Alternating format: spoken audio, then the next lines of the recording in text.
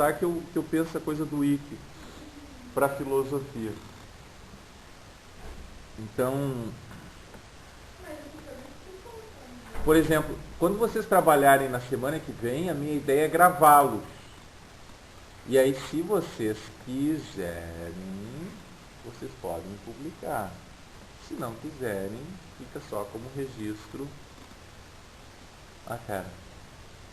do trabalho. Né? Eu faço isso. Eu dou minha aula, gravo. Se eu acho que está legal, publico. Se eu acho que não ficou bom, não publico. Eu falei, né? Vocês vão avaliar os próprios trabalhos também, junto comigo, tá?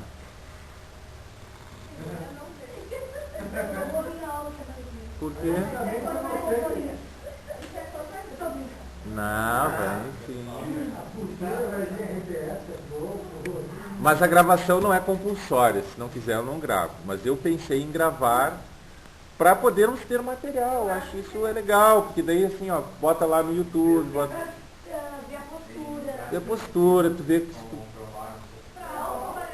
é perfeito, é muito... gravou em vídeo, vai gravar com essa. Sim, com essa web aqui. Ele gravou com a filmadora dele e depois a gente assistiu no vídeo. Vou gravar com isso aqui, ó. Eu sei, ele faz isso, né? É ótimo. Tu prepara um trabalho para apresentar um trabalho, isso é uma coisa que a gente está acostumado já fazendo várias disciplinas. Agora, depois tu mesmo... Tu te vê... Isso. Isso é muito legal para poder avaliar.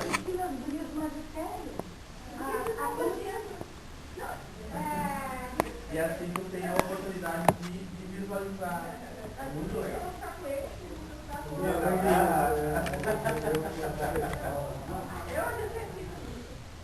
Mas é legal, é uma experiência. Eu achei muito legal. Né? É bravo. Bom, então vamos lá, vamos voltar aqui ao ponto. Vocês estão me distraindo muito. Então, então tentando discutir esse conceito de filosofia prática, não é? Retomando aqui. A primeira questão é o que é filosofia prática e, portanto, o que é ética e política. E são duas dimensões da filosofia prática que me parecem distintas, ainda que articuladas, não é?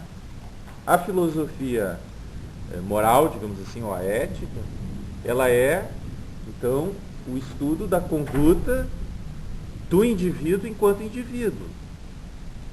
Não é? Quer dizer, é a ciência que estuda a conduta individual, ou seja, a minha conduta enquanto indivíduo no mundo. Portanto, a ética ela é pessoal e intransferível. Tá? Para fazer o trocadilho. Por que ela é intransferível? Porque eu não posso responsabilizar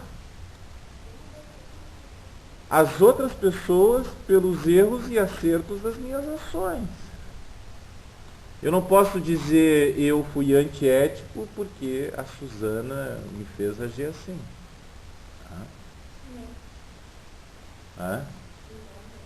Desculpa. Isso é um problema. Deviam ser nomes, é que nem Valentina e Valentínia.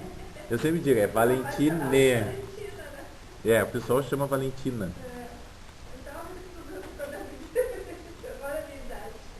Faz parte. Então, o problema da ética concerne aos indivíduos enquanto indivíduos, certo? É sua atitude enquanto pessoa singular.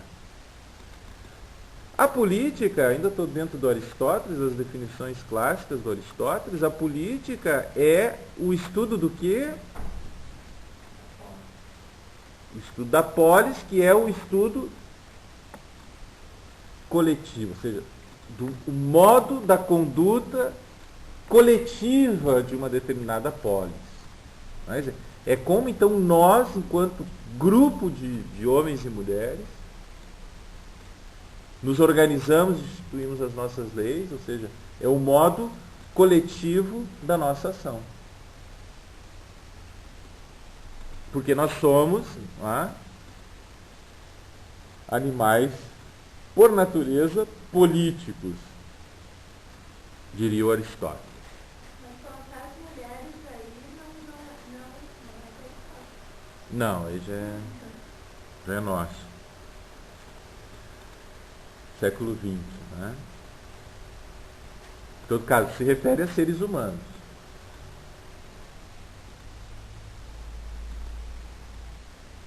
Mas, Celso, a gente pode julgar eticamente um povo, por exemplo, também. Existem erros coletivos, né? Existem éticos coletivos.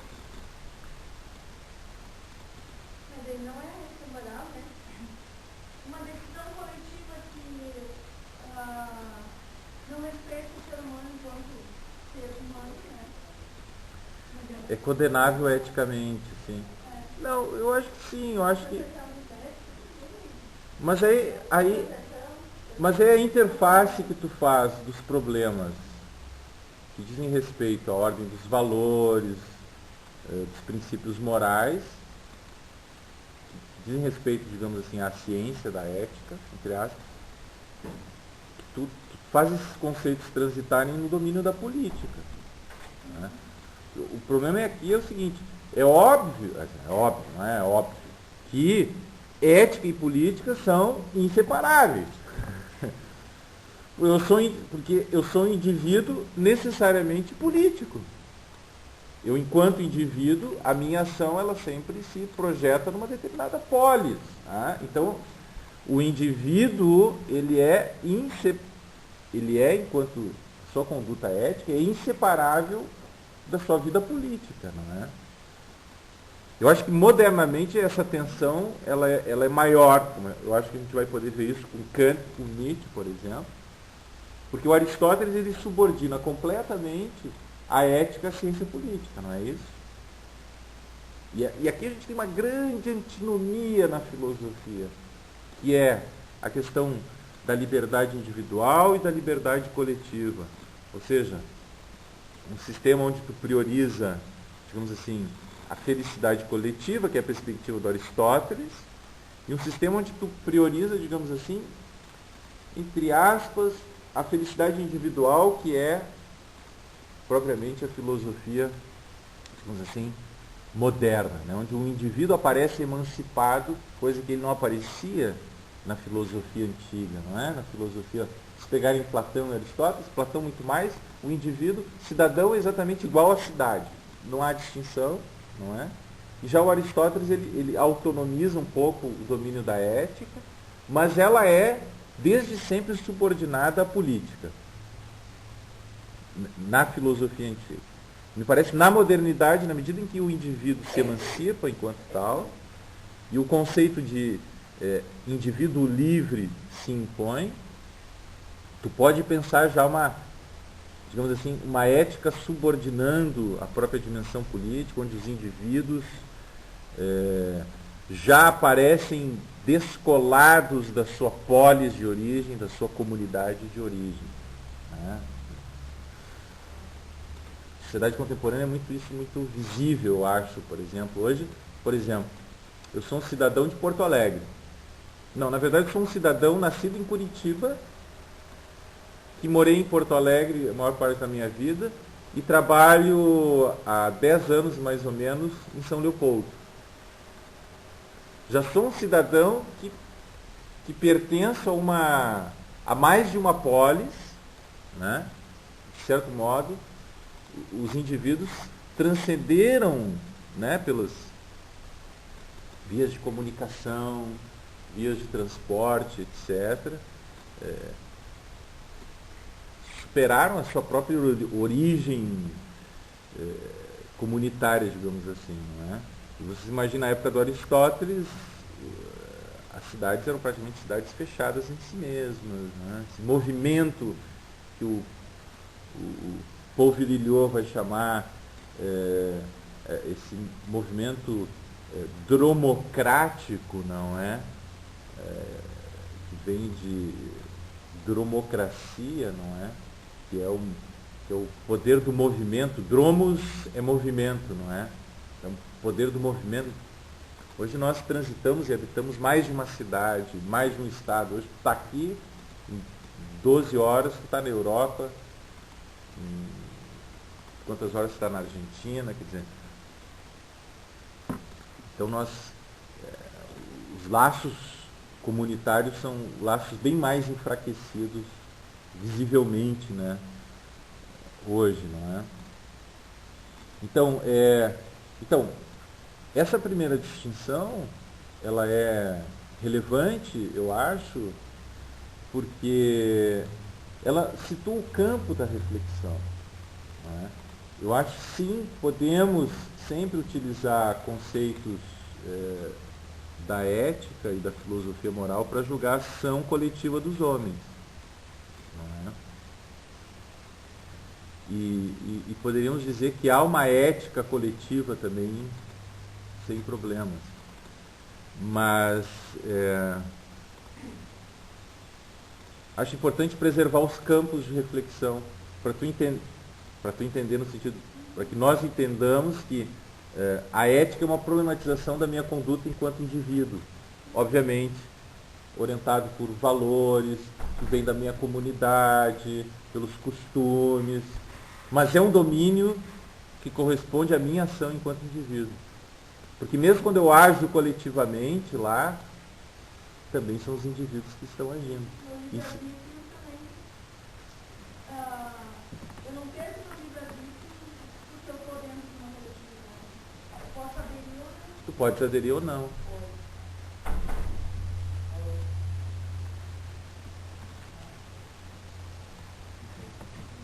A gente não começou ainda com o texto. Estou apresentando nossa proposta temática de trabalho, tá? Depois que pego com os colegas algumas informações que eu já passei. Esses são os textinhos assim para a gente.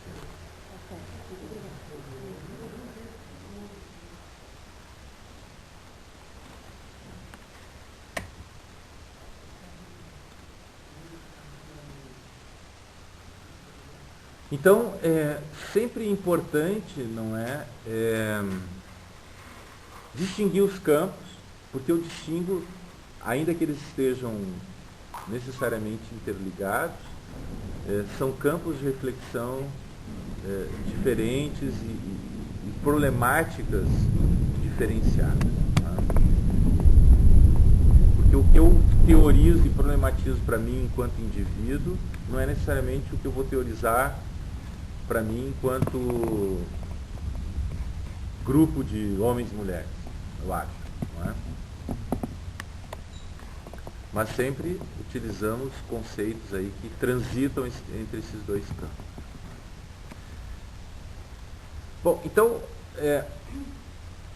vamos dizer assim, parodiando um pouquinho ali o Gerber Heine, há uma primeira grande antinomia aqui, que é do peso do indivíduo e do peso da coletividade.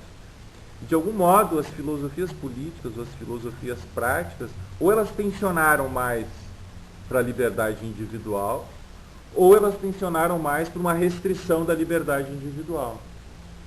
Eu acho que contemporaneamente, só para dar um exemplo disso, a gente tem, por exemplo, a visão liberal de mundo, que tensiona para uma liberdade mais individual, não é? E temos a problemática, a perspectiva, a visão de mundo socialista, que tensiona mais a liberdade coletiva relativamente em detrimento ao individual. Não sei se vocês concordam com essa ideia. Mas, de qualquer forma, domínio, então, da filosofia prática é o domínio fundamental da nossa ação no mundo. O modo como nós, então, aparecemos no mundo, o modo como nós... Estou pensando, tá? Eu não tenho um conceito de filosofia prática. Quero que vocês me ajudem a pensar isso. O modo como nós reconhecemos os limites da nossa liberdade, as possibilidades da nossa felicidade. Quais são os parâmetros para esse reconhecimento? Porque se cada um constrói a sua ética, né? De certa forma, em relação a esse parâmetro, o que nos torna ética? Essa é a pergunta da ética, né? Essa é a grande pergunta. O que nos torna virtuosos, digamos assim? Que a ética, na definição do Kant, uma das definições que o Kant nos oferece é a doutrina da virtude. Então, o que nos torna virtuosos, não é? Principalmente nos processos nossos do século, né? Claro, eu Então, quero quer dizer, chegar nós nisso. tivemos- que nós vivemos um mundo Quero chegar nisso. bem antagônico nessas questões aí. Agora veja aqui, nós estamos então num domínio, eu quero dizer, no domínio da nossa vida prática. Né?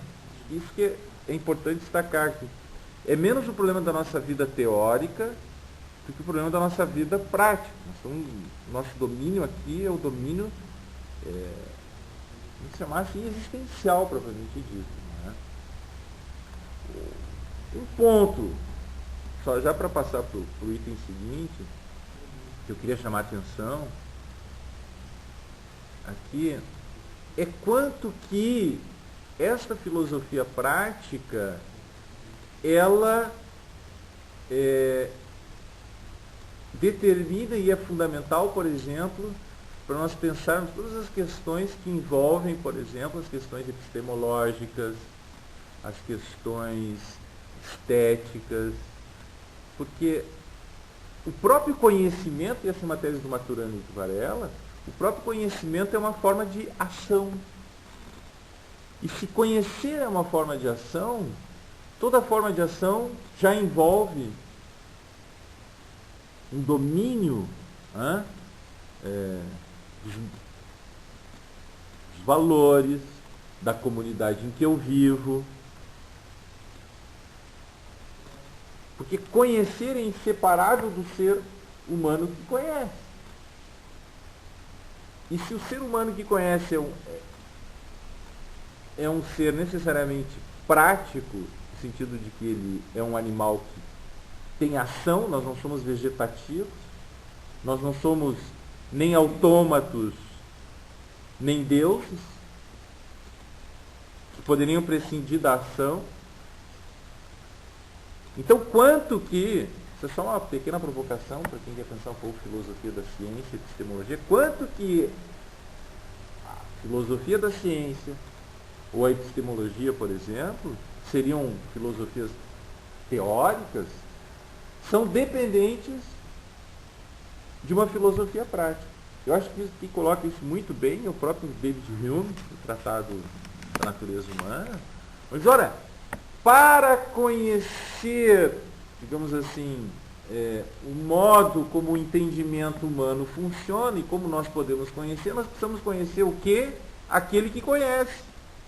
Portanto, a antropologia, digamos assim, ela é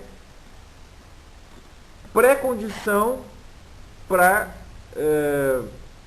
todas as discussões em torno do entendimento humano. Estou querendo só chamar a atenção com isso, é que o fato de nós estarmos no domínio da prática, de uma filosofia prática, ela não é menos valorosa do próprio ponto de vista teórico.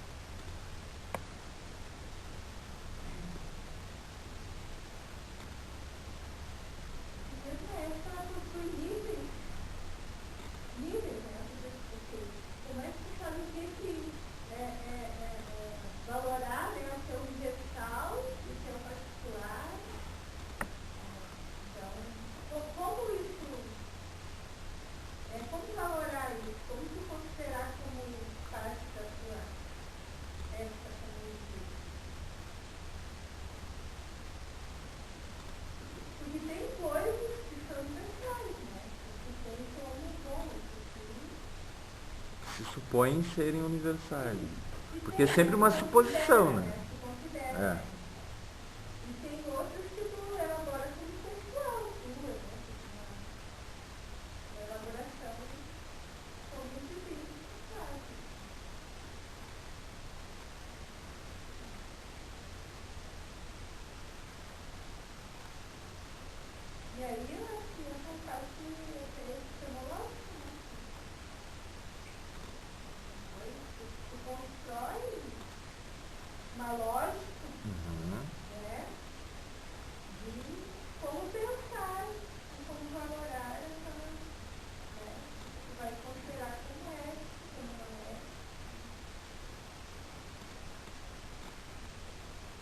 tem vários pontos aí que toca, que são importantes, não é? E não muito simples também.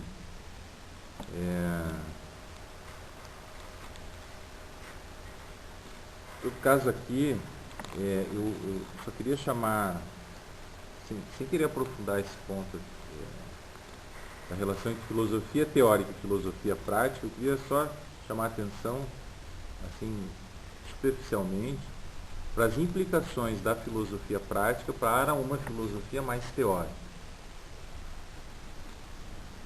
Eu acho que porque isso é importante, depois a gente vai ver com o problema da transdisciplinaridade, tá? Por que eu trouxe a transdisciplinaridade aqui mais adiante? Vou mostrar para vocês. Porque me parece que as dimensões da nossa vida política e as dimensões da nossa vida ética e, portanto, disciplinas fundamentais, elas são indissociáveis do conjunto das outras disciplinas.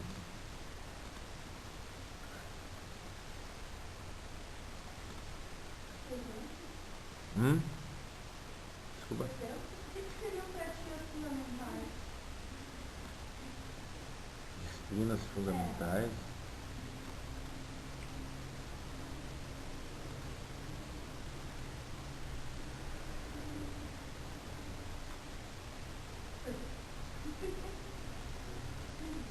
São as disciplinas, digamos assim, sem as quais nós não podemos pensar o que é o ser humano.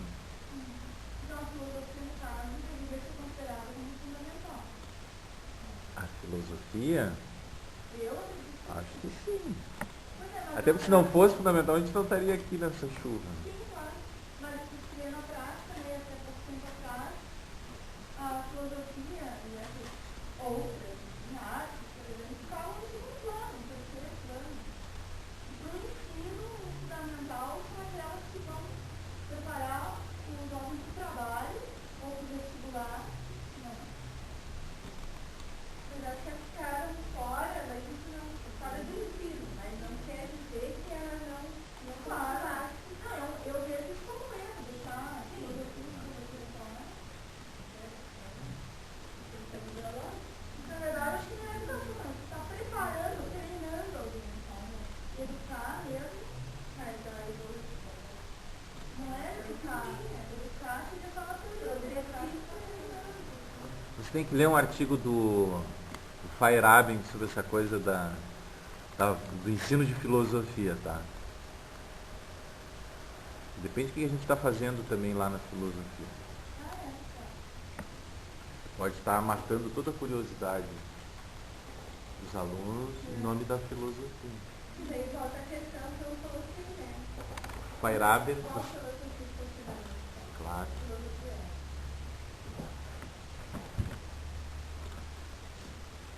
Se vocês acharem, por exemplo, que a perspectiva do Nietzsche pode estar correta, por exemplo, de que não existe divisão entre alma e corpo, vocês vão pensar que boa parte daquilo que a gente ensinou de filosofia durante 2.500 anos foi falso. E o fato de ter desprezado o corpo como realidade segunda, segundo Nietzsche, pelo menos, teria sido um dos grandes princípios da decadência do homem ocidental. No entanto, nós vamos para as aulas de filosofia ensinar a divisão do corpo e da alma. Estou me lembrando do Feyerabend, porque o Feyerabend está dizendo que tudo bem, vamos, filosofia, volta para a filosofia, filosofia é maravilhosa. O que vocês filósofos aí estão fazendo com filosofia? Qual é a posição de vocês com relação à guerra do Vietnã? Qual é o problema de vocês com relação à fome no mundo, às ditaduras no terceiro mundo? Isso é o Feyerabend, não é, Celso, que a gente está falando, não é? Seguindo o princípio da mente colonial.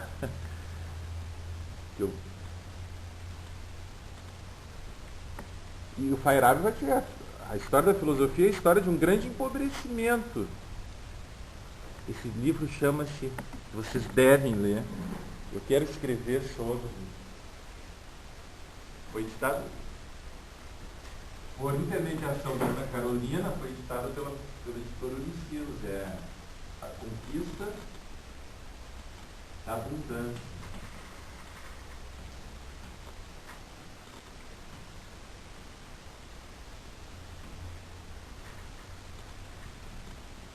Boa parte da tradição filosófica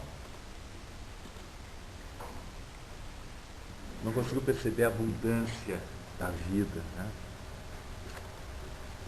E introduziu conceitos falsos sobre a vida. Eu acho que a gente até pode, em livro eu faço isso. Menciona assim, os primeiros filósofos que viviam e tal, mas nunca coloca inclusivo de uma forma dogmática. E coloca aquilo ali como uma hipótese e coloca, deixa um espaço para os alunos dizerem o que eles pensam a respeito daquilo. Não é a ideia que eles têm do cara aqui. Eu acho que é importante.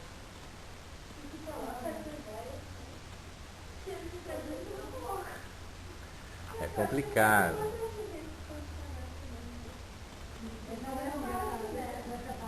É que se eu já chego lá, eu penso assim, eles já começam, tem uma tendência a achar que aquilo que eu já penso é superior ao que o colega pensa. É. Mas é esse dicionário, né? Daí depois do mesmo, são critérios de reflexão para eles. É verdade. Normalmente, Não pensei o professor que assim. interessa antes, ele explicar. É porque a gente está muito esforçado. É uma forma de colocar essa forma e parece que a gente tem que ter um modelo ali. Bom, então aqui só vários parênteses aí que vocês fizeram, e eu também. Então eu queria destacar o que eu quero dizer aqui, talvez, é uma coisa muito mais simples, assim, que possa parecer, talvez, a princípio, é que enquanto seres humanos, nós somos necessariamente seres de ação, seres éticos. E nós só conhecemos o que nós conhecemos desde uma perspectiva também da ética, né? Porque nós não pairamos acima do bem e do mal. Eu estou introduzindo aqui o perspectivismo nietzschiano, em grande parte. Tá? Nós não pairamos acima do bem e do mal. Não há um conhecimento objetivo das coisas. Há sempre um sujeito implicado no conhecimento de qualquer objeto. Essa distinção entre sujeito e objeto, então, ela já é uma distinção forçadora de barra. Então, existe um objeto que independe do sujeito. As evocações que uma garrafa de água traz, a objetividade da garrafa de água, todo mundo está vendo aqui uma garrafa de água mineral. Agora, o que cada um, em alguma medida, associa com a garrafa de água que está ali, é um mundo de possibilidades. O que não significa cair no relativismo absoluto, mas significa se dar conta de que os objetos estão presos às nossas interpretações. Né? E se eles estão presos às nossas interpretações, eles estão presos à nossa existência enquanto seres humanos práticos, que eu gostaria de definir como... Né? Porque essa é uma discussão que envolve, obviamente, uma discussão antropológica. Quer dizer, nós somos seres ou animais políticos desejantes. Né? Queria agregar um pouquinho essa noção aí do Aristóteles, de animais políticos. Queria agregar essa noção de desejantes, porque eu acho que isso coloca uma série de problemas do ponto de vista da ética e da política.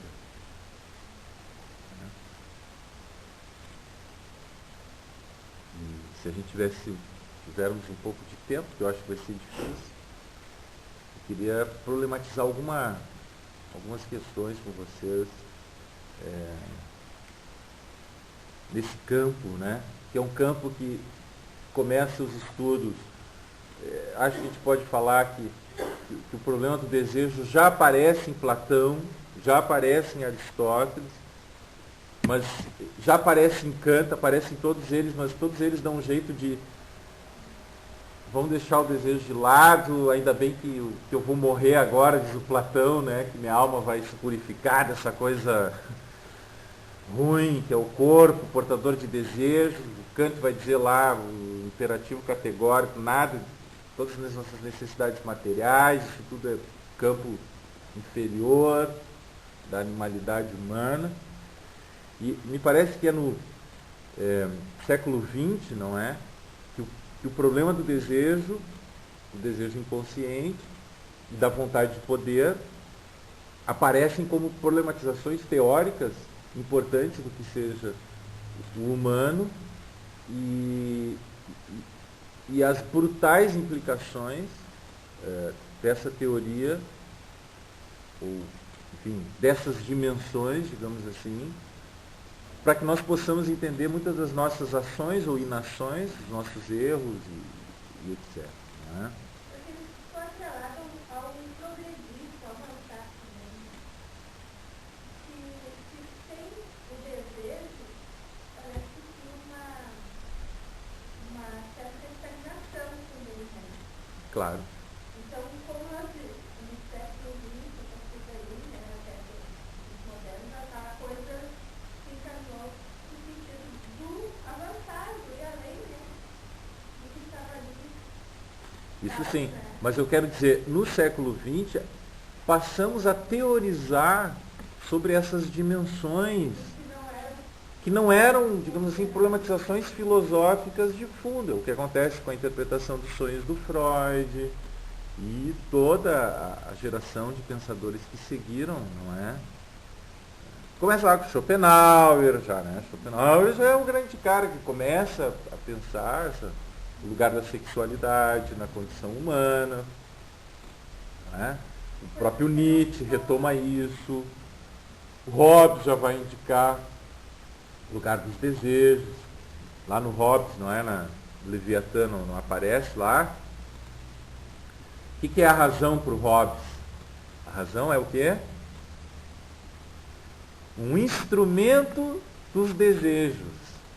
A razão, ela é instrumento dos nossos desejos. Na verdade, que dá um poder maior ao desejo.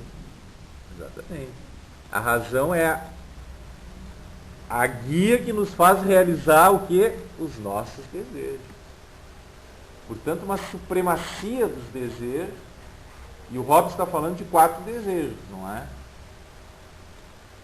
Desejo de poder, no sentido, acho aqui, mais fundo da expressão. O desejo de riqueza. Filosofia para crianças.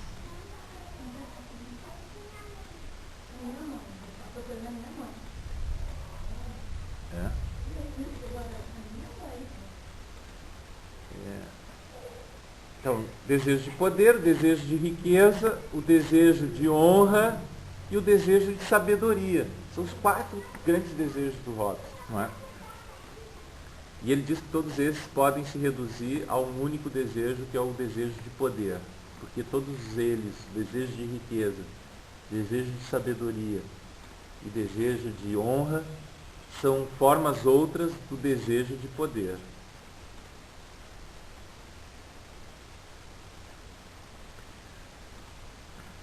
Em todo caso, o que eu estou querendo ainda aqui, ainda no primeiro ponto, é introduzir essa noção de que o nosso mundo prático, ele então é um mundo que se defronta com contradições internas, desejantes internas e contradições externas, no sentido do conflito de desejos. Né? Então, quero dizer que pensar a filosofia prática necessariamente passaria por uma reflexão também dessa dimensão, digamos assim, psiquismo profundo, humano, Porque é inseparável aquilo que eu posso fazer no mundo do ponto de vista da minha racionalidade moral, ética, isso é inseparável do ponto de vista dos meus dramas, problemas, desejos inconscientes. Por que tem coisas que eu deveria fazer e que eu não faço?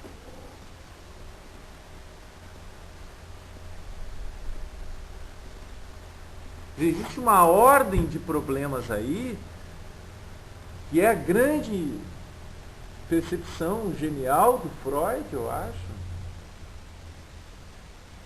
que estão controlando a minha ação e eu não sei que aquilo está controlando a minha ação, que está fazendo, sei lá, estou com um problema, inclusive, além um pouco, estou com um problema físico, orgânico, e isso tem a ver com certos problemas de ordem emocional, inconsciente, que eu não domino, que eu não sei que está ali, que está ali. É um negócio do ponto de vista assim da... Como fica a questão do livre-arbítrio, né, dentro desse contexto, que eu sou movido por forças que eu desconheço, né, e que elas estão dentro de mim, só que eu não controlo, mas eu posso ser julgada eticamente por algo que eu não escolhi fazer, não decidi conscientemente fazer. O Aristóteles vai fazer aquelas compensações dos atos voluntários, dos atos involuntários. Quanto que tu pode julgar alguém por ter matado alguém que estava bêbado, por exemplo.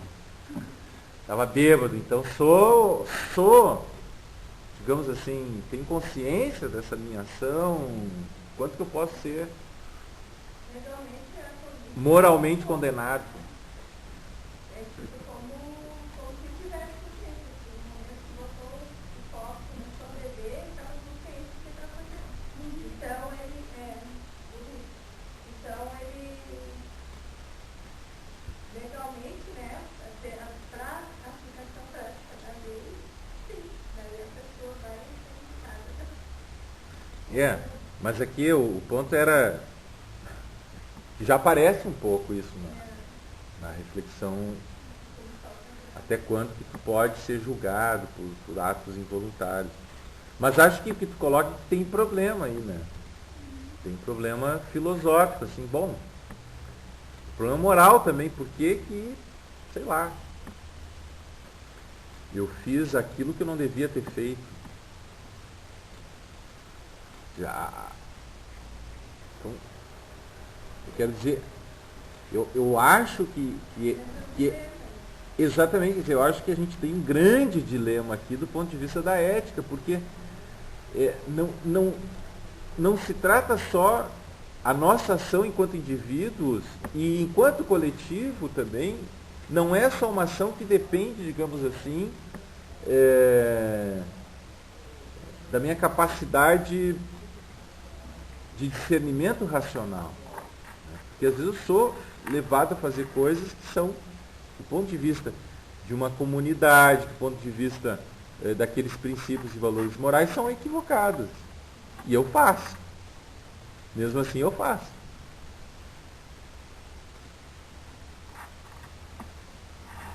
Então, são coisas mais poderosas do que, né?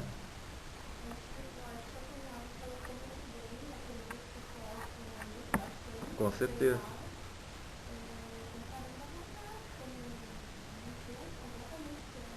Exatamente. E aí, como você falou do nosso, da razão, do instrumento da vontade, isso que nota, embora a irracionalidade da razão acaba violando da própria razão como um instrumento que dá capacidade de percepção e de realização. Legal, desejo.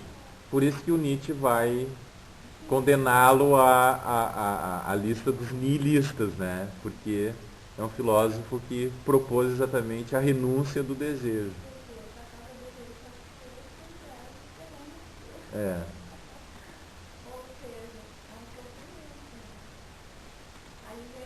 Por isso que nós somos sofredores, não é?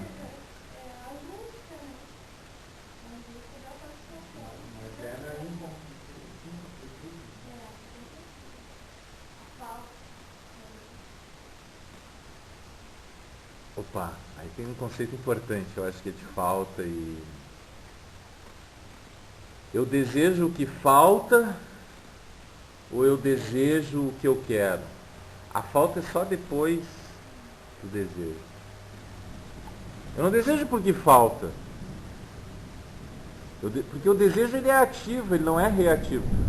Eu desejo porque eu desejo. A falta ela é secundária ao desejo. A origem do desejo não pode ser a falta.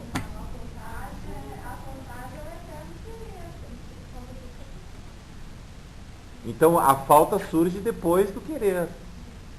Primeiro eu quero. Primeiro eu tenho que querer para sentir falta. Que essa é uma discussão importante na psicologia. Né? Atualmente parece que vários desejos são implantados na gente, né? Para a gente querer, né? Sentir aquela falta. Queria buscar aquilo como resultado como comida alguma coisa. Só querer comprar tal coisa e achar que aquilo ali é fundamental para a sua vida, né? De organizar. Eu acho que a mensagem sentir que a falta daquilo é imprescindível para a sua vida. Que na verdade desejar tu precisa ter aquilo para te completar aquilo. Não pode ficar sem aquilo. Ou tu pensar que tu necessita daquilo, que na verdade tu não necessitaria. Sim, mas o fazer sentir a falta, necessitar aquilo, é que te faz pensar esse desejo de ter aquele para o produto ou objeto. E em função disso, cada um de nós comprou alguma coisa da qual depois foi Ou até um ponto, por exemplo, preciso ter um ponto assim, sabe? Você pode de tudo com dinheiro, nada, de comprar não sei o que, aparelho caro, né? Para ficar daquele jeito lá. Você tem que ir fazer. Não acho que dá, eu tenho várias coisas que mas aí é se sujeitar, né? É querer uma coisa que realmente não é tão importante, questão de valorar uma coisa. Depende. Naquele momento. É importante sim, mas se tu parou depois daquele momento, passou desse momento, tu parou para pensar, daí tu se arrependeu. Sim. Daí, acho que por preocupação. Mas é o desejo que nos leva a fazer essas coisas, não é? Mas se eu paro para pensar e penso melhor e existe a minha ideia, de certa forma, não vou justamente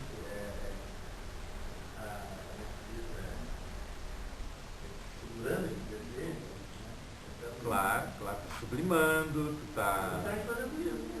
Mas será que eu estou sabendo do desejar? De repente eu estou desejando aquilo que nem é bom para mim. Não, mas o desejo deseja tudo. O desejo que é bom... Eu não estou trabalhando no meu desejo. Tem nada a ver. Dizer, bom é, né? Tem contaminação. Peraí, só um pouquinho. Desejo que são sendo trabalhados, visualizados, padronizados e modelados. Todos? Eles estão sendo despertados. Aquilo que deveria ser. Mas daí se aceitar, daí eu já acho que não é outro caso. Mas é isso. É que tem desejos que são brutais. Mas o desejo sexual, claro que hoje tu tem, por exemplo, que é o problema da psicanálise, né? Tu tem um estímulo hoje na televisão, tal. Mas isso faz parte da natureza humana. Independente da televisão, independente da publicidade, o desejo sexual sempre foi um desejo brutal. Schopenhauer não tinha publicidade na época que ele escreveu O Mundo com Vontade de Representação, e ele viu isso. Né? E aí o Freud fez uma teoria sobre isso. Não é? Então,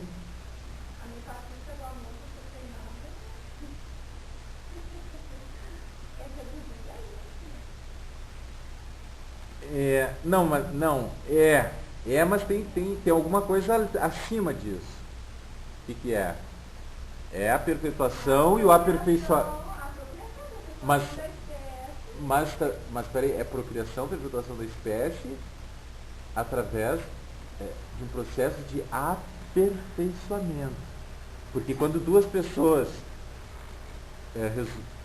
por alguma razão, né, sem saber exatamente por que se apaixonam, o que está por trás disso é um desejo da espécie de se aperfeiçoar, porque quando as pessoas primeiro se atraem por opostos, né?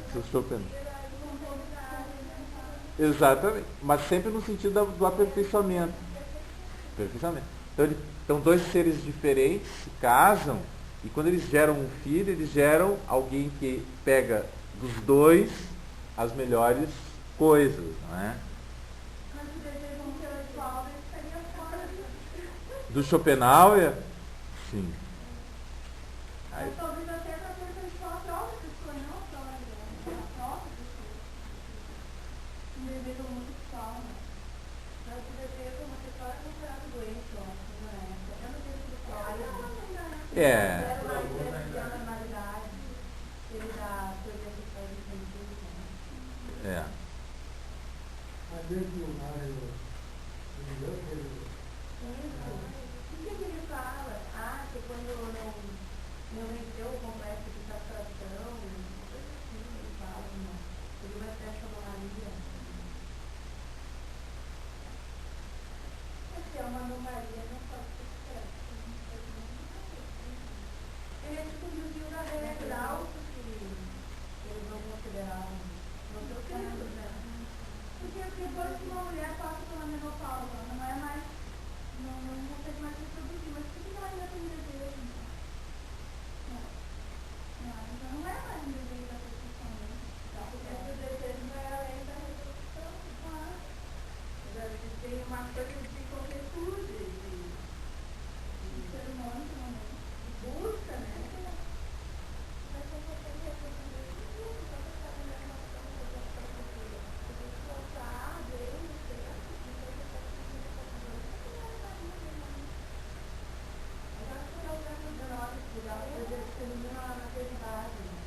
a mulher sentiu o desejo pela questão da prole, isso é todo aquele estereótipo feminino da sensibilidade, do disco materno, etc. Vamos usar o termo bom aqui, aquele arquétipo, né? Para usar o termo do Jung, que eu acho muito, muito importante para nós aqui, para essa discussão que tentando introduzir, né? Mas continua esse arquétipo. Ainda tem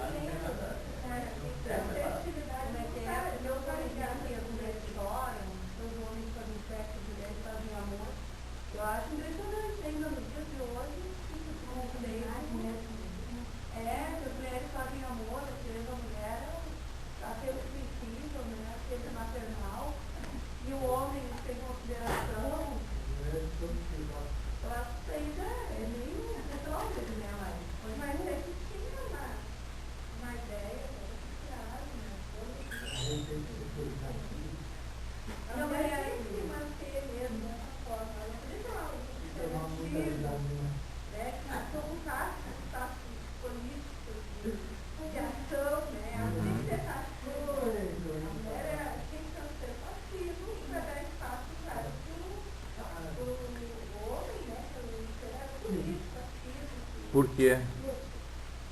Porque isso é interessante, na época é a vez do professor fazer perguntas. Por quê?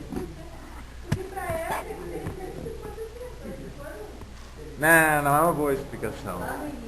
Para a época, não é uma boa. E as mulheres tinham inveja do pênis. Aí o Jung falava da questão da cultura paternalista, valoração da caça, da guerra, poderia delegar no papel de cuidado.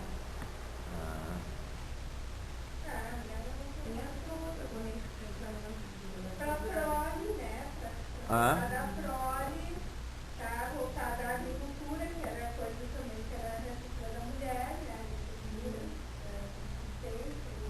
Por quê? Porque a mulher está ligada a coisas da preservação da vida, da Por quê? Hã?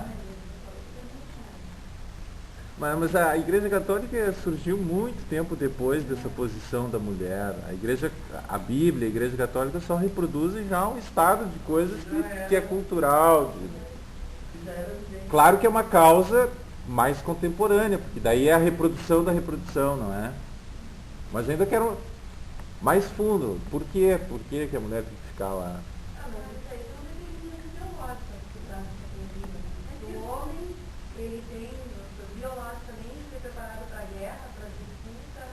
E a mulher biologicamente para a maternidade. Eu acho que aí é que ela... Está errado?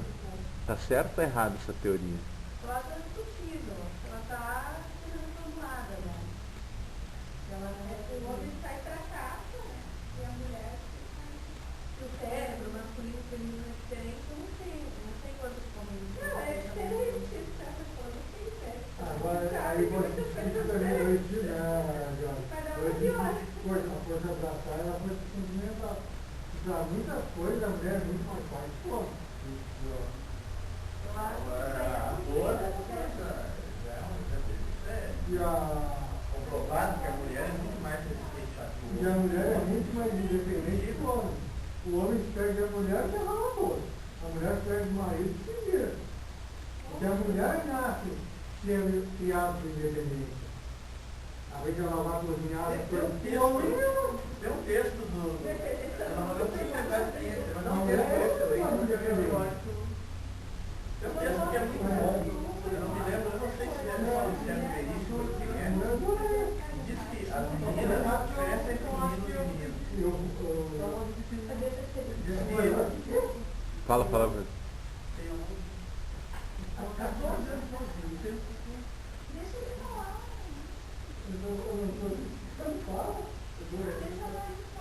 Não, eu já ia falar, eu não lembro se era verídico, tem um texto que é muito bom. Eu li uma vez, eu não sei mais quem, eu vou contar. Ele diz a diferença dos meninos e das meninas. Aí ele diz que enquanto as meninas, aliás, se as pessoas nascem na escola da vida, aquela coisa toda, né? As meninas já nascem pelo menos com o signo viral completo. E aí ele vai escrevendo, né? Claro, a gente sabe que as meninas amadurecem mais cedo, aquela coisa toda. E aí ele vai escrevendo que a menina, mesmo quando tem lá seus 5, 6 anos, quando ela está brincando de boneca, de carrinho, ela não está brincando, ela está se preparando para a vida adulta. Ela está brincando de arrumar a casa, de cuidar de uma boneca, e ela faz, a menina às vezes adota uma boneca como se fosse uma filha mesmo. E menino não, tu não vê um menino brincando de pagar as contas do banco, de trabalhar no hospital. Não, o menino está sempre brincando com coisas totalmente. Jogando futebol, que só 0,01 vai fazer a profissão disso. Nada a ver com o que vai ser a vida adulta dele. A menina não, ela já está se preparando para uma vida. É interessantíssimo, é muito bom. E a menina é grávida também. Ela fica grávida? Oi? Foi assim? E eu vejo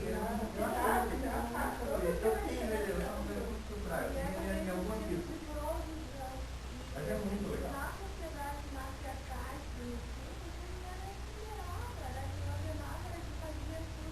E essa coisa da agricultura, realmente, a mulher fazia arte, fazia os artefatos de barro, ela era criativa, ela cuidava da planta. Era que ela criava o homem só para casa.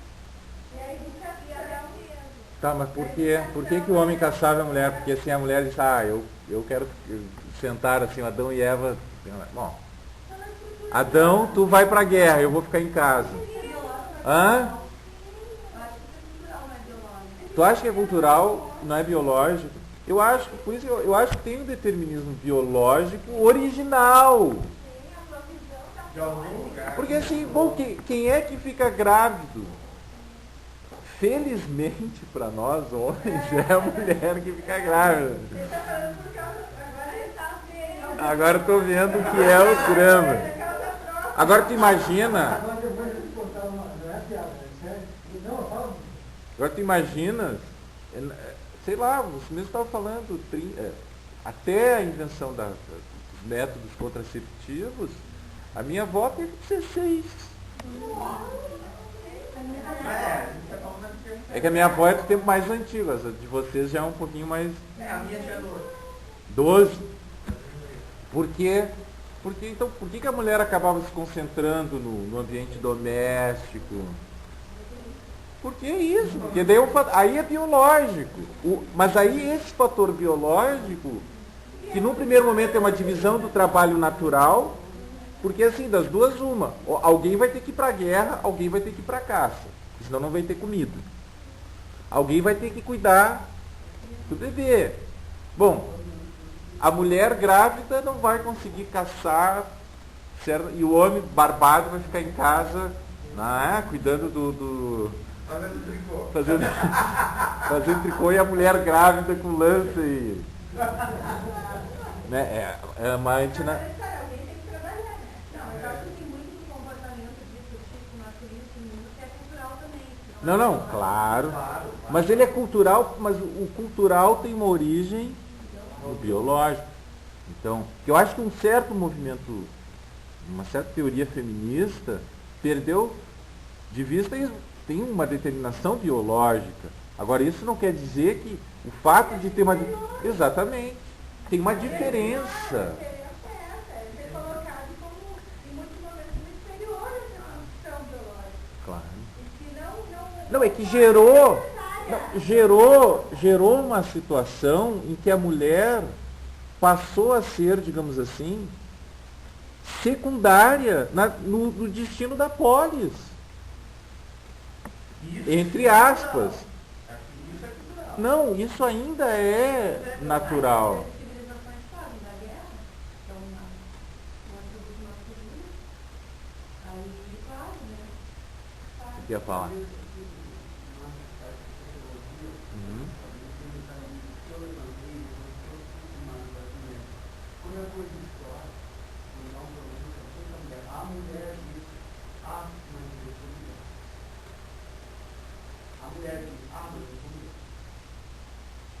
Quando a coisa estoura, como assim? Estoura o quê? Tem dela.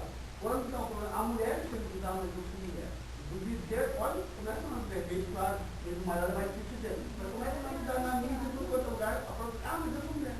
Mas mesmo é cultural. Sim, mas é a mulher, não é o homem, mas tu é mulher. A mulher, a gente deu o fazer, ela está, de certa forma, induzida culturalmente a fazer isso. Sim, mas Ela já foi vista dessa forma, então ela fica só... Ela então ficou, eu nunca vou usar mais que a mulher, mas eu quero falar muito. Certos valores machistas. Claro. Porque a mãe tem que ele tem que estar sentado. O homem não dá valor, isso aí tem a educação toda quem faz é a mulher. A mulher educa. O próprio feminismo é um machismo. Depende do feminismo. Eu acho que o movimento feminista, eu acho que Simone de Beauvoir é uma feminista que deu uma grande contribuição. Simone de Beauvoir. Então, essa teoria dessa determinação original biológica é Simone de Beauvoir que está falando. E me parece que ela é uma explicação razoável para pensar a origem das desigualdades, e não das inferioridades. Foi um contato, entendeu? Aquele, a gente tem aquele programa do Grau do Varela, né? Tá. A gente estava entrevistando casais, né? Casados. E aí apareceu 2 ou 3 homens, né? Também dando entrevista. O marido e a mulher. A mulher grávida, né? E aí o homem sentido, quando a mulher está grávida, que a mulher está com fome, tem desejo de chocolate, tem coxinha de tatu. E aí a sentia cólica e tal. E aconteceu o contrário, 3 casais do marido, né? Só sentia fome, enjoo, e coisa. Desejos estranhos. E o cara lá, assim, aqueles 9 anos de gestação, como se fosse a mulher que engordava não sei quantos quilos, o cara engordou, ele engordou, não ela. E aí o médico falou, o Drauzio comentando isso aí, aí depois o psicólogo também contando. Transferência. Hoje, isso está acontecendo hoje porque nós filhos têm mais aquele machismo que parece 50 anos atrás. Porque o homem na verdade ele tem sentimento, só que muitas vezes os sentimentos têm que ser abafados, escondidos. Porque há uma crítica, O Demócrito, que é um filósofo antigo, dizia que a mulher é muito mais terrível na vingança do que os homens. Cuidado com as mulheres, né? E aí ele termina, comentou a desculpa. questão assim, de que por sentir isso, ele não vai deixar de ser mais homem do que é. Por sentir isso. Eu acho que nem é questão. E aí ele já comentou que acontece isso na natureza com as aves, os animais, e aí você, ele tá, sabe que a pior a fêmea bota os ovos e o macho é de choca. E ela vai estar E a mais caso, e tem mais de. Cavalo marinho é o máximo que é. Mas essa própria questão de ser mais homem, menos homem, já é mais homem mesmo, né? Bom, em primeiro lugar, o homem não pode chorar. Conseguir ser homem já é alguma coisa. Ele vai chorar de vez em quando. Um H maiúsculo. É que tem aquela teoria, né? Essa tem a teoria que é a mãe que produz o pai, né? Na verdade, a relação, né? Então, quer dizer, se a mãe que produz o pai, se o pai estiver participando de tudo, claro, ele vai se envolver a ponto de vir a sentir muitas coisas que a mãe, né, a gestante está sentindo. É que no nosso século, né, que houve uma libertação feminina, houve certa forma uma masculina também. O homem hoje pode chorar para os amigos, dizer que ter alguém para viver a vida inteira, pode se mostrar muito sentido também. Nós vemos essa geração mais jovem agora está mais sensibilizada. O pessoal ainda não tem uma realidade, uma idade. Eles já estão falando de sentimento, eles já conseguem se pôr melhor. Estão educados há 50 anos atrás. Tem um mundo de posição de...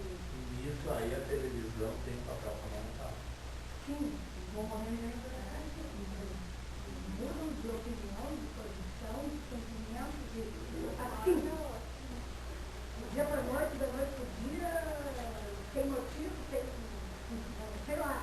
A própria instabilidade do jovem emocional. Né? Fala. Não, eu digo essa questão assim, do homem poder falar em sentimento. A televisão tem um papel fundamental nisso. E se você pegar, por exemplo, você pega essas novelinhas, por exemplo, como a Maria Santa, o que é aquela publicidade ali? É justamente isso. Eu acho que isso aí, há 15, 20 anos atrás, era um pouco inacessível. O homem ter uma posição. Não só, mas também outras novelas também. Homem pra academia, ficar se puxando, se malhando, isso era coisa de viagem. Né? Mas era essa cultura de gente. A gente acha que graça muito aí. Então acho que a TV tem um papel importante nessa. Não deixa de ser uma forma de educação. Que já é também um pouco, a TV também, ela é sempre um pouco reflexo da própria sociedade, não é? Às vezes a gente vê uma coisa assim, muita TV determinística, né? Eu acho que, mas ela também, ela é, porque ela passa aquilo,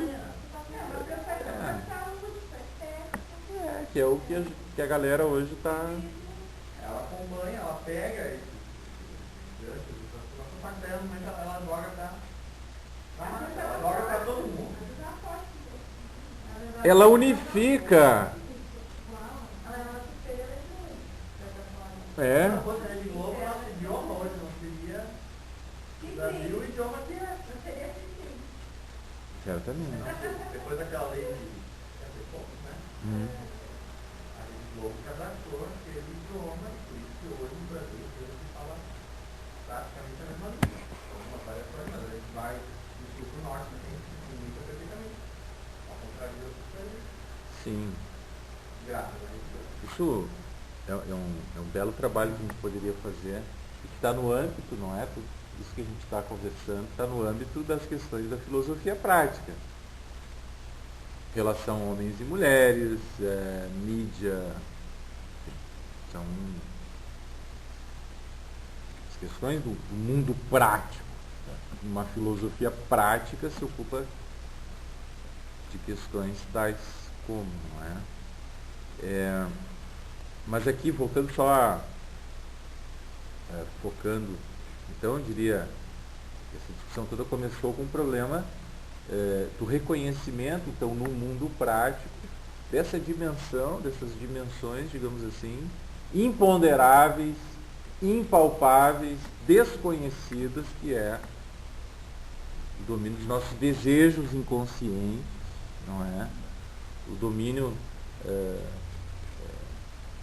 das nossas vontades, né? Da vontade, do desejo de poder, e que isso torna a discussão da ética e da política, do meu ponto de vista, mais complexa, não é? Porque há coisas que eu penso que eu devo fazer, mas que eu não consigo fazer, ou que eu não faço, etc. Então, eu quero dizer, estou obviamente só aqui introduzindo e pontuando, e pensar as dimensões ética e política implica reconhecer e refletir essas dimensões, digamos assim, do nosso mundo dos desejos, mundo dos instintos, esse mundo todo que a tradição filosófica sufocou, não é? E que no século XX ele aparece como problema relevante se nós quisermos conhecer o que é o ser humano, se nós quisermos conhecer o que nós mesmos somos.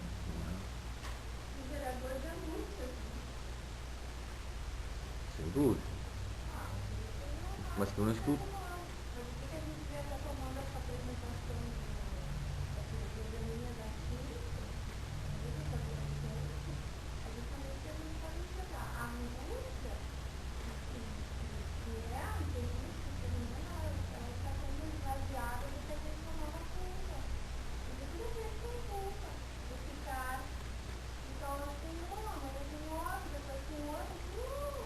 Sem culpa.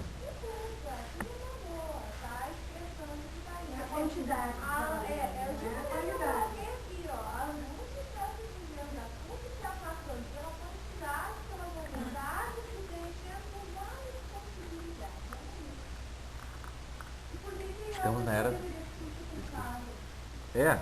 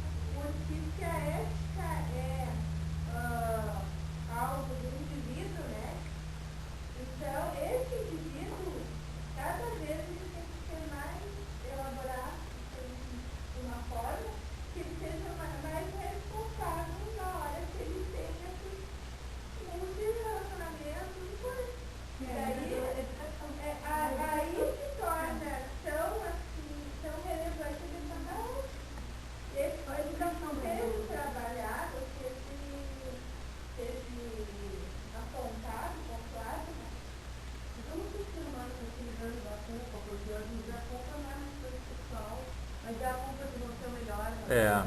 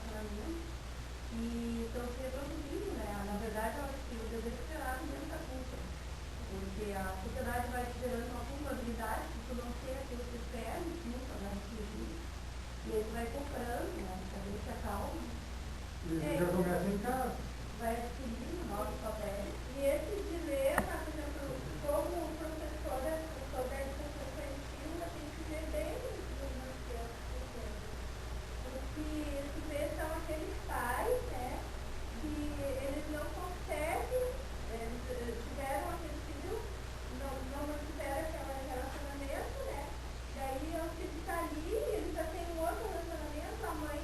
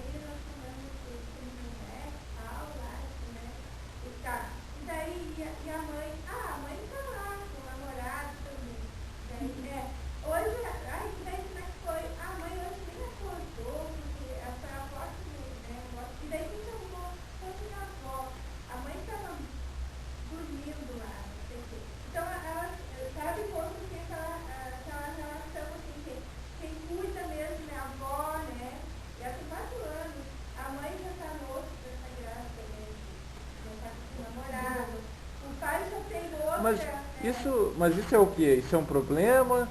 Ou isso é uma característica? Quer dizer, é a família. Hoje nós temos uma nova família. Eu acho que a gente não está se dando conta disso. É outra família. Ela é modular, mas ela também já é busca, porque o pai chegou, a criança na verdade estava com a mãe, ficou com a mãe já foi, quando ficou grávida, já está com o companheiro e com o namorado, e agora ela está censurada pela avó, né? Só que o pai chegou e ele foi conversar lá, ficou meio angustiado, porque ele não tem tempo, ele estuda, ele tem já outro convívio, né? Outra relação lá, convívio, mas de qualquer maneira ele está angustiado porque a criança está nessa situação, né? Então, são situações que geram Claro. ele não, claro, ele é filha, ele também quer, não é uma figura da mãe. É que às vezes eu quero fazer uma amiga da mãe, uma vizinha, pode ser um irmão da mãe. Às vezes você faz papel paterno. É que alguém tem que ter um papel de fazer, mas a criança tem que dizer para ela. Mas é que é difícil de estar sempre. Ficar no final de semana, ficar o outro, né? As pessoas estão muito ocupadas também. Marilda. Justamente por não ser uma característica, você tem que cuidar para não acabar insistindo nessa criança que é um problema. Pode a gente acabar colocando na cabeça Gerando um problema. Mesmo não querendo, mas que aqui são problemas. Para ela, o problema realmente é quando foi que ela manifestou ali. Que o MAC não estava muito bom. Não, que a mãe ia dar o mesmo filho dela, a mãe dela mudou, né, onde ela estava, e aí ela ficou com a avó. Daí levou o mesmo filho dela para o neném que ela teve, que ela mais Quatro. E aí ela perdeu a mãe, que a mãe mais, aliás, perdeu não, mas a mãe estava se distanciando, então levou o mesmo filho, que era e ela não foi importante mesmo, ela falou que eu não gostei da conta de novo, e ela, o que está acontecendo? A culpa está sendo visualizada, mas estava lá no inconsciente e é exteriorizada na forma de neurônio.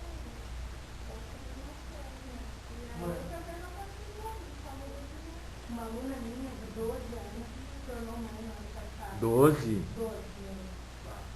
Ela me disse assim, numa época de Dia dos Pais. Ela estava muito revoltada e ali ela realmente demonstrou a revolta dela, perdendo aquele período. Eu conversei com ela. E ela sabe uma coisa, professora? Minha mãe tem razão. Pai, a gente dá um tiro na noite e encontra assim. No ano seguinte ela engravidou. Foi de Alemanha. Passaram agora 2 anos, ela com mãe, já com 14, né? 2 anos a criança já teve 2 aninhos de idade. Então, é mais ou menos.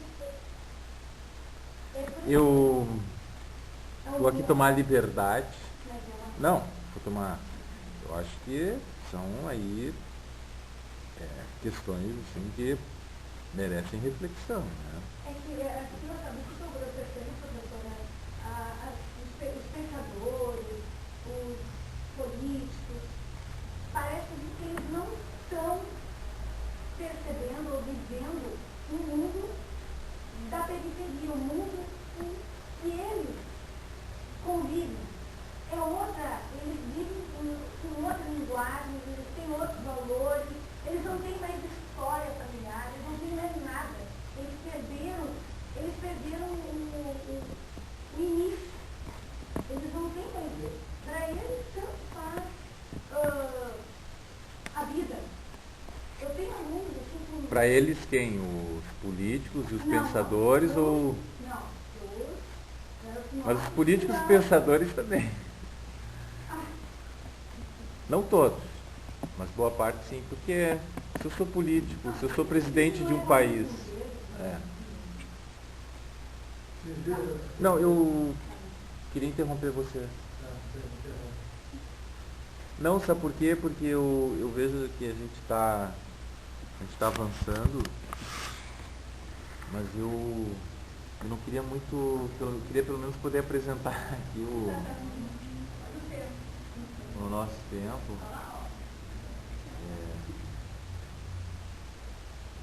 Porque o nosso almoço, que horas é? 12:30, mais ou menos? E essa hora começa... Então eu não quero... Aliás, eu acho mais interessante a gente almoçar o meio-dia, porque depois começa a ter muita fila, né? Vai ser mais demorado. Não, sério. Ah, e tem uma... Não, é que eu ri... Eu ri porque eu tô com fome. Não quer ficar antes, né? Hã? 3 horas precisa. Tá, então vocês sabem quais são os horários, vocês vão me orientando. Tá? Então hoje no almoço... Não, então vamos fazer sempre as coisas antes de fechar. Tá? Então, eu acho que a gente podia fazer o seguinte. A gente pode mais 10 minutos, 15 minutos, só para amarrar aqui as ideias, enfim, tentar amarrar um pouco o que eu estou projetando. Depois a gente almoça, tá? E a gente volta 1 hora, sem problema. Não tem problema.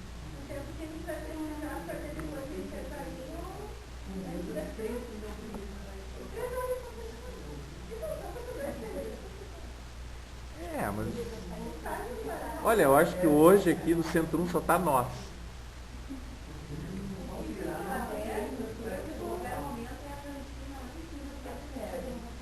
Padre Werner. A gente pega o carro aqui e vai lá. Quem é que tá de carro aí? Não, mas dá pra ir de carro. Na cantina do Padre Werner, dá pra ir de carro. A gente pega e vai. Não, mas a gente organiza bem às 3, a gente faz intervalo agora, meio-dia, daqui um pouquinho, para pegar e evitar fila, que eu acho que não vai ter muito hoje, porque é só nós. E depois a gente faz o café daí às 3, tá bom? Mas aí vocês têm mais, vocês me coordenam nisso. Então, olha aqui, ó, toda essa discussão em torno da ética, e eu hoje queria, acho que a gente vai na tarde poder aprofundar um pouco os autores que eu queria estudar com vocês. Preparei aqui material para apresentar na parte da manhã. A gente retoma na tarde, mas então assim, isso é um pouco do contexto, né, da questão da filosofia prática. E eu acho que a questão que imediatamente surge para nós é como a gente está no domínio de uma reflexão sobre a nossa prática. A pergunta é: que tempo é o nosso que nós vivemos, não é? Para que essa discussão possa fazer algum sentido, do ponto de vista da filosofia, a pergunta é: quem somos nós? E que época é essa que nós vivemos e que nós pretendemos fazer uma reflexão sobre a conduta, uma reflexão filosófica, sobre a conduta dos homens enquanto indivíduos, homens e mulheres enquanto indivíduos, e a conduta das sociedades políticas enquanto comunidades. Eu acho que essa reflexão, e a gente estuda o Aristóteles, a gente estuda o Kant, a gente estuda o Nietzsche, não é para só saber o que esses autores pensaram. Seria um modo muito interessante, talvez, mas eu acho que do ponto de vista da filosofia, o que nos interessa é pensar exatamente o que é uma ética e uma política do nosso tempo. E como esses autores nos ajudam e nos colocam elementos, nos fornecem conceitos para que nós possamos pensar a nossa época. Não é? Então,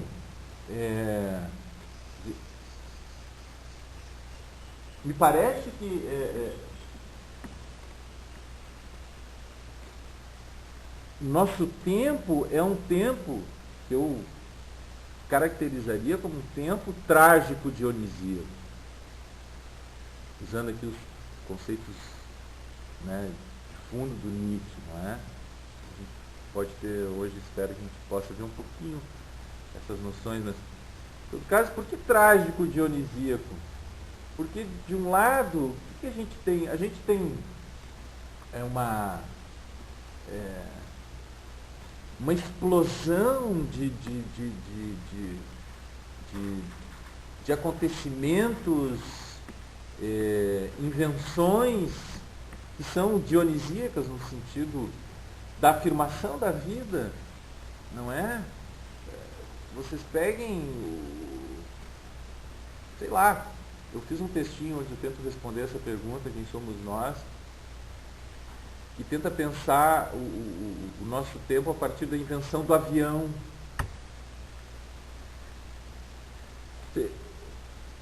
Olha o significado do avião para entender o nosso tempo, não é? Então vocês imaginem, olha o que significa você poder estar praticamente no mundo todo, transitando pelo mundo. O que isso representou para a humanidade durante o século XX, não é? Já como reflexo desse predomínio, não da tecnologia, mas da tecnociência, eu acho que a sociedade industrial é a sociedade do império da tecnologia, a sociedade pós-industrial do século XXI é uma sociedade da tecnociência, que é quando a tecnologia se associa à ciência, não é? Nós temos conhecimentos monumentais, o código genético, a possibilidade que isso nos dá de conhecimento de cura de doenças. A gente tem automação, a gente tem a expectativa média de vida da humanidade praticamente duplicando nos últimos 100 anos. Vejam que tem a explosão cultural, por exemplo, do cinema, da música, da indústria cultural. Nós temos fenômenos que são próprios, que a gente poderia identificar como dionisíacos, no sentido de que eles afirmam a vida humana sobre o planeta, nos dão a indústria farmacêutica, nos aumenta a expectativa de vida, a estética, a moda. Vejam que o mundo do século XX, digamos assim, o início do século XXI, é um mundo cheio de possibilidades monumentais, não é? Vejam a arquitetura, o avanço da arquitetura, vejam o avanço da ciência, nas telecomunicações. Eu vou fazer um parênteses aqui, eu faço questão de ressaltar isso, porque eu acho que na filosofia a gente fica muito daquele lado do cri-cri, sabe? O filósofo, assim, como é que a gente define filósofo? Crítico. O filósofo necessariamente tem pensamento crítico. Sim, mas não só. O filósofo também tem que saber ver a grandeza do mundo, porque o mundo tem coisas maravilhosas.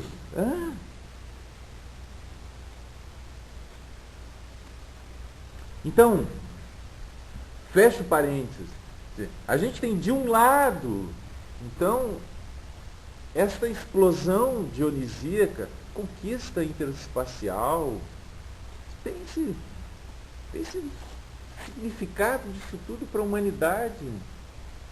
Significa pisar na Lua, ir até Marte. São coisas que os maiores gênios de 2.500 anos atrás não eram capazes de imaginar. Ou gênios de 200 anos atrás não eram capazes de imaginar.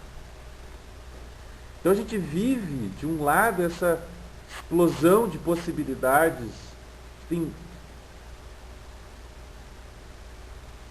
uma riqueza enorme, hoje a gente produz alimentos como quiser, enfim, né? Então, eu acho que não faltaria quem quisesse fazer um livro sobre as maravilhas, né, do século XX, poderia fazer um belo livro, porque realmente temos coisas que são monumentais e maravilhosas. Né? Por isso o avião é um milagre, né? Porque antes do avião era impossível, você percebe? Que antes do avião era impossível o avião. Antes do avião era impossível o avião. O avião torna o impossível possível. Então nós vemos uma época em que o impossível se tornou possível. Nós, seres humanos, somos quase semideuses, assim, né? Manipula a vida, etc. Agora eu estou confiante também, porque querendo ser, não sei Não, peraí, mas é que tem que ser cri-cri, mas não pode ser só cri-cri. porque o senhor está falando do avião, né? O avião também possibilitou, né? Na guerra, a destruição, né? Pois bem, então, que é o que eu estou tentando caracterizar ali como trágico. Por isso que eu estou dizendo, nós somos trágicos dionisíacos. Eu estava ressaltando o aspecto dionisíaco, e eu acho que tem esse lado trágico. O avião, que é... Por que o Santos Dumont se suicida, entre outras coisas? Porque de repente a invenção para ele, que era uma invenção de controle sobre o espaço, vira uma invenção de arma de guerra. Aplicação dessa maravilha. Tem a energia nuclear que vira bomba nuclear. Enfim, tu tem um potencial industrial de alimentação e, no entanto, 1 bilhão de pessoas no planeta passa fome. Tu tem riquezas acumuladas. Nunca teve tanta riqueza no planeta e, no entanto, nunca teve tanta miséria. Poucos, eu não diria poucos, hein? Eu já fiz, mas não sei se foi uma das minhas aulas de antropologia, tive essa discussão, vocês não estavam. E aí, assim, eu não sei se é poucos. O Brasil tem... Não, a riqueza sim, eu concordo. A riqueza material, porque, por exemplo, se pensar, por exemplo, a riqueza cultural, por exemplo. A riqueza cultural, muitas pessoas vivem. Tem acesso hoje a livros, bibliotecas, internet, televisão. Estou sempre procurando comparar com o tempo passado. Mas isso é uma outra discussão, saber. Agora, eu concordo. Se tu tem 1 bilhão de pessoas vivendo abaixo do nível da pobreza, no mínimo, tu tem 1 bilhão vivendo acima do nível da riqueza. Num planeta que tem 6 bilhões de habitantes, eu concordo contigo que quem vive a riqueza, eu não sei se vive a riqueza. Nossa. E tem esse meio de campo, esses 4 bilhões, digamos assim. Eu acho que nós aqui, né? Nós vivemos a riqueza. 1 bilhão, quer dizer, 1 bilhão. Não sei se são, eu não sei números, né? Nós somos 6 bilhões sobre o planeta. Você falou em 1 bilhão acima, nós aqui dessa sala estamos nesse 1 bilhão. Eu falei 1 bilhão. Então, 1 bilhão. Acima do que é? O nível da riqueza. Não sei. Nós aqui estamos.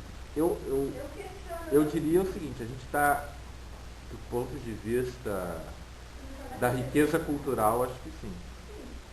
Não tem dúvida nenhuma. Quem está na universidade certamente faz parte desse 1 bilhão de privilegiados. Agora, a riqueza, digamos assim, financeiramente, acho que a gente está no meio de campo, a gente está entre... Eu acho que a gente está tentando meio que se afogando. E está saindo. Eu não sei os números, assim, digamos aqui no Brasil, mas acho que cada 100 alunos que entram numa pré-escola, quantos se formam no ensino superior? O máximo 10, 4%, 5%. 5%. Semana passada, falando sobre o Brasil na carta escolar, 10% dos jovens estão na universidade. Estão na universidade. Na Islândia, houve 76%. Estados Unidos, Inglaterra, 50, 52%. Inglaterra e Estados Unidos, 50, 52%. Islândia, 76%. Por isso que o governo está dando tanta ênfase à questão do ensino à distância para poder levantar e... Mas aí há um erro aqui no Brasil, porque aqui a preocupação é com o número. Tá, mas exatamente isso que também mencionou. Eu não estou, até o PT, não tenho partido lá, mas também direito de funcionamento não é realmente os critérios quantitativos e qualitativos são dois critérios totalmente distintos. Mas para tu obter um critério qualitativo, investir no quantitativo dá resultado. Tu tem a mesma coisa que tu montar e subir um esporte no Brasil. Se der 10 milhões de praticantes, é mais fácil tu achar 100 bons praticantes do que se tiver 50 praticantes. Tu não vai achar o mesmo 100 praticantes. Então, são critérios diferentes, mas o fato de investir no critério quantitativo pode repetir nos nossos critérios qualitativos. Principalmente porque está diretamente ligado com o recurso que vai estar. A questão de política educacional no Brasil, olha, é um negócio muito punk, muito barra pesada. Ou se vai realmente, se faz um grande investimento na educação, né? E aí realmente é quantidade e qualidade, são as duas coisas que tem que estar. Exatamente. Olha quantas crianças na máquina vão para a escola pública, olha que recursos. A própria universidade pública, né, gente? Completamente escateado, ou financiamento público para. A gente vive nesse drama, por exemplo, das instituições particulares de ensino superior, olha, é um drama, gente. O pessoal às vezes não tem noção. Não é fácil quem se propõe a fazer isso. Né? Eu admiro, porque praticamente os apoios governamentais são mínimos. Assim. O único apoio, tem uma isenção de impostos que tu é obrigado a reverter a bolsas e ações sociais. Então as instituições públicas de ensino superior estão devendo. Não tem, eu acho que nem a PUC em Porto Alegre, agora construir um baita de um complexo desportivo lá, deve estar devendo, não tem instituição pública superior no Brasil, privada, que desenvolva pesquisa, que seja esporte, que não esteja devendo. Exatamente em detrimento desse ensino à distância, dessa indústria da educação, não estão deixando de, para quem já tem uma estrutura toda montada, renomada, como é o caso da Universidade do Sul, eles podiam, de repente, em detrimento de querer lançar essa distância, esses cursos, porque Coradinho está com faculdade agora, com pós-graduação. Faça mais por menos. Não, marketing. Faça em menos tempo e é menos da metade do valor. É verdade, porque eu tenho uma filha da pesquisa de 40%, né? De seio, só que eu estou pagando quase o que meus colegas pagaram aí por fora, né? A minha metade é quase o valor. No nível dela, o padrão dela era assim, quase não é o valor que elas pagaram aí então. É a minha metade. Então o governo deveria destinar essa política toda para cá. Eu acho que não é contraditória. Eu acho que não é um ou outro, é um e outro. Esse é o problema que eu digo. Porque não pode ser, então não vou investir na educação à distância para investir. Não, tem que ser e. Porque aí, por isso que eu digo, é uma coisa muito séria, porque precisa de muito recurso. Não pode ser e ou, porque daí vai faltar do outro lado. Tu tem que ser e. Tem que investir em alternativas e tem que investir e Bom, enfim.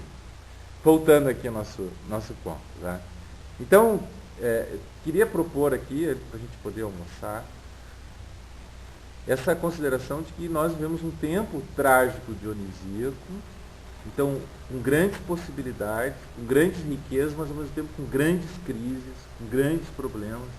E obviamente a maior de todas as crises não é só a da miséria, não é? Que obviamente é uma crise terrível, mas é a crise da própria destruição das possibilidades de vida sobre o planeta. E pela primeira vez a humanidade se encontra diante desta possibilidade real.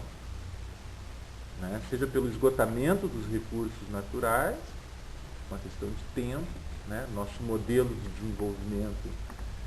Se nós continuamos com esse modelo de desenvolvimento, e se os países do terceiro mundo resolvem adotar o mesmo modelo de desenvolvimento dos países de primeiro mundo, provavelmente o planeta não vai resistir mais 200, 300 anos. Né? E sem falar, obviamente, na quantidade de armamentos e ogivas nucleares que existem hoje no planeta, que podem nos levar a uma catástrofe irreversível. Quer dizer, a condição humana nesse século XXI é uma condição dramática, e me parece que uma reflexão filosófica sobre ética e política deveria nos levar a uma consideração desse tempo que nós estamos vivendo. Como posicionar-se diante disso. O que nós ensinamos com relação à ética e à política, que não significa doutrinar as pessoas, obviamente, não é? Mas significa, me parece, que a reflexão filosófica do que fazer, ela é necessariamente, ela se implica necessariamente numa consideração do nosso próprio tempo. Né?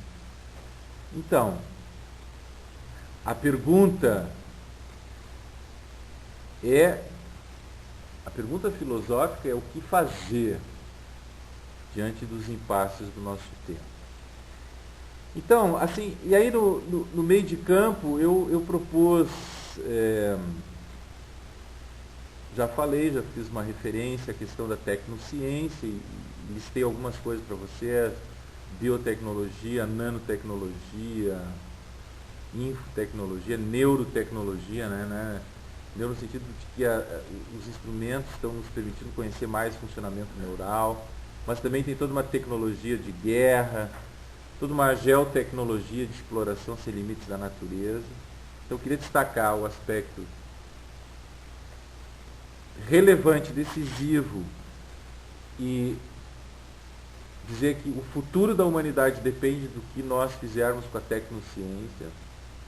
Estamos irremediavelmente comprometidos com ela, seja para preservar o planeta, seja para recuperar. Como é que nós vamos recuperar os grandes rios do planeta que estão comprometidos, por exemplo? Destaco a emergência de uma linguagem digital, não é? Que tem implicações profundas na nossa vida, porque no momento em que nós inventamos uma nova técnica linguística, nós afetamos o mundo humano, que é feito de linguagem. A ética e a política se dão no horizonte da linguagem, porque é na linguagem que nós pensamos o certo e o errado. É na linguagem que nós constituímos nossa sociabilidade política, segundo Platão. E ainda um terceiro tópico que eu trago aí à consideração, a gente pode conversar depois, é a emergência desta sociedade da informação. Né? Compreender o nosso tempo significa tentar entender que sociedade é essa que nós estamos vivendo. Me parece que a leitura que se faz muitas vezes ainda é da sociedade industrial e das contradições que a sociedade industrial aportou, que não são mais necessariamente. Eu destaco aqui dentro da sociedade da informação o problema da emergência da sociedade do conhecimento, né, neolítico, ou a idade da pedra do saber, onde o saber ganha o estatuto de força produtiva. Está com a emergência de um trabalho imaterial, não é? Onde o trabalho da inteligência e da criatividade se tornam centrais no modo de produção dessa sociedade da informação. E ainda um ponto, que é o ponto que eu pretendo explorar na aula seguinte, no trabalho seguinte, que é o cibergoverno, né? Que são exatamente as possibilidades do nosso autogoverno e da autoinstituição da sociedade a partir da utilização dessas novas tecnologias de comunicação social. Bom, a gente já tocou nisso, mas só para amarrar, obviamente que pensar a ação humana implica em pensar a natureza humana, não é? Porque essa ação é uma ação humana e o que é humano, portanto, está pressuposto no horizonte da nossa ação. Então, tentei pensar o ser humano como um animal racional, moral, mas também habitado por desejos inconscientes e vontade de poder. E como horizonte, então, dessa reflexão ético e política do nosso tempo, queria introduzir para vocês essa ideia de uma ecosofia, não é? Que é um conceito que o Félix Guattari vai trabalhar nesse livro, As Três Ecologias, onde ele propõe, digamos assim, a ideia de uma nova disciplina, de uma nova compreensão do mundo, de uma nova ética, de uma nova estética e de uma nova política ecosófica, não é? Por isso que eu trouxe para vocês esse texto do protagonismo ecosófico, e parece que aí se concentram, digamos assim, através desse conceito, a gente consegue sintetizar as grandes contradições e pensar nas possibilidades, né, do nosso agir e fazer contemporâneo. Um pouco, digamos assim, esse é o horizonte, não é? Que eu acho que deveríamos pressupor na nossa discussão da filosofia prática, a ética e a política. Então, o que eu pretendo fazer nos passos seguintes é estudar alguns clássicos, não é? Para alguns vai ser uma retomada e um aprofundamento de alguns autores. Para outros pode ser uma descoberta de novas possibilidades de pensar a ética, não é? E eu basicamente queria ficar em torno de Aristóteles, Nietzsche e Kant.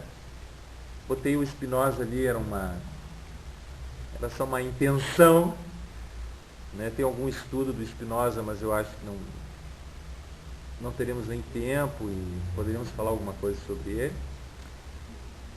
Depois, no segundo momento, pensar um pouco isso que eu estou chamando de ética contemporânea, algumas questões associadas ao problema de uma ciberética, de uma bioética e as éticas profissionais e empresariais. E na parte 2, a mesma sistemática, pensar um pouco os clássicos, né, antigos e modernos, e alguma coisa contemporânea em torno de uma polis digital, ou o que eu estou chamando aí de uma república digital. Essa aqui é a proposta, então, digamos assim, temática dos nossos encontros, tá bom? Essa república digital tem a ver com o cyber? Claro. Isso vai retomar detalhes. Esse é o ponto que eu retomo no sábado seguinte. Tá, esse é o ponto, assim, hoje a gente foca a ética e na semana que vem a gente foca a política, tá? Então, acho que tem uma própria, a polis, igreja e atual, que é do site perguntar, dimensional. É? Legal. Já aparece, pode entrar dentro de... Escuta, vai deixar, só um minutinho, vai deixar as coisas em aula? Sim. Então eu chaveio e levamos a chave lá para o auditório, lá para o... Tá, só para... Então tá bom, vamos almoçar? 15 minutos.